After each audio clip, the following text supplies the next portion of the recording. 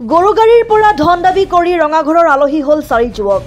দেৰগাঁও ৰঙামাটি টোলগেটত দেওবাৰে নিশা সংঘটিত হয় এই ঘটনা। গৰু কঢ়িওৱা বাহনৰ গৰাকীৰ পৰা ধন দাবী কৰাৰ অভিযোগত 4জনীয়া এটা দুষ্ট চক্ৰক আটক কৰে দেৰগাঁও আৰক্ষীয়ে।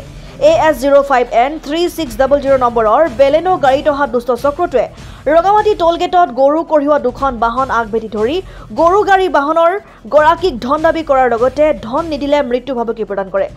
স্থানীয় সচেতন লোকৰ তৎপৰতাত দেৰগাঁও আৰক্ষীক দিয়া হয় খবৰ। খবৰৰ ভিত্তিত ততাতৈয়াকৈ আৰক্ষী উপস্থিত হৈ ঘটনাৰ সন্দৰ্ভত 4জন যুৱকক কৰায়ত্ব কৰাৰ লগতে এখন বেলেনো গাড়ী জব্দ কৰে। আৰক্ষীয়ে কৰায়ত্ব কৰা যুৱক কেইজন হৈছে আব্দুল আজিজ, ঘৰ খুমদাই, জিতুপন তাঁতী, ঘৰ খাউতলি, গৌতম তাঁতী, বিশ্বনাথ আৰু গজেন্দ্ৰ সাহা। উল্লেখযোগ্য যে এই দুষ্ট চক্ৰ দলটোৰ পৰা আন এজন পলাই যাবলৈ সক্ষম হয়। ইতিমধ্যে ঘটনা সন্দৰ্ভত আৰক্ষীয়ে তদন্ত অব্যাহত ৰাখিছে। পূৰ্বেও গৰু কঢ়িওৱা বাহন হাইজেক কৰা ধন দাবীৰ দৰে ঘটনা সংঘটিত হৈ আহিছিল দেৰগাঁৱত। সেয়ে ধন দাবীৰ অপৰাধত জড়িত আটাইকেইজন যুৱকক উচিত শাস্তিৰ দাবী জনাইছে সচেতন লোকে। আগৰ পৰাই সিহঁতে ভেজাল কৰি থাকে, পইচা লৈ পেলাই গাড়ীকেইটা এৰি থাকে। আজি সিহঁতে ডাইৰেক্ট গাড়ীটো মানে পইচা খোজা নাই, একদম যোৰহাটৰ পৰা পিছা কৰি আহি আছে। আহি একদম টোল টেক্সৰ ওচৰত ৰখি পেলাই গাড়ী একদম ৰাস্তাৰ মাজত ৰখাই দিছে। ৰখাই কৈছে পইচা বোলা। আমি বোলো ইমান কিমান লাগে বুলি কৈছে, 5000 লাগে। বোলো ইমান টকা নাই নহয়, কৈছে চালানকেইটা বোলা।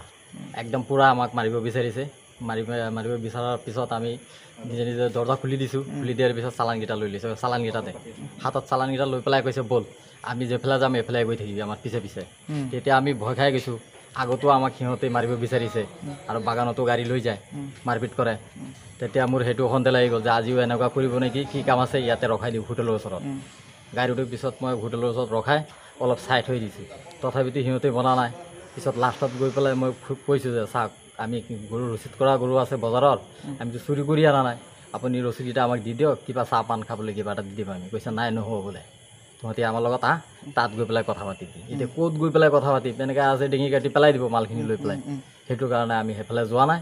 পিছত এইটো এনেকুৱা তৰ্কাতৰ্কি হৈ থাকোঁতে ভগৱানৰো কি কাম, কোনে ফোন মাৰি দিলে দেৰগাঁও থানাত পুলিচক গৈ পাই গ'ল। তেতিয়া মই কথাখিনি পুলিচৰ লগত ভাঙি ক'লোঁ। কোৱাৰ পিছত পুলিচে কৈছে ঠিক আছে ব'ল, ক'ত আছে ল'ৰাকেইটা। গৈ পেলাই মোক পুলিচৰ গাড়ীতে উঠি সেই ল'ৰাকেইটাৰ ওচৰত, ল'ৰা 4জন আছিলে। এইটো সৰু গাড়ী, প্ৰাইভেট গাড়ীটো সেইটো ৰখা আছে, আপোনালোকে চাই লওক সেইটো গাড়ী। এইটো গ্ৰুপত আৰু চাগে মোৰ সন্দেহ আৰু আছে নেকি। মই 4টাৰ লগত আৰু এটা দেখিছিলোঁ, কিন্তু সি পলালে নেকি, শকতকৈ আছিলে পলাগে মানুহটো। দাড়ি চাৰি অলপ আছে। তোমালোক ক'ৰ পৰা আহিছিলে?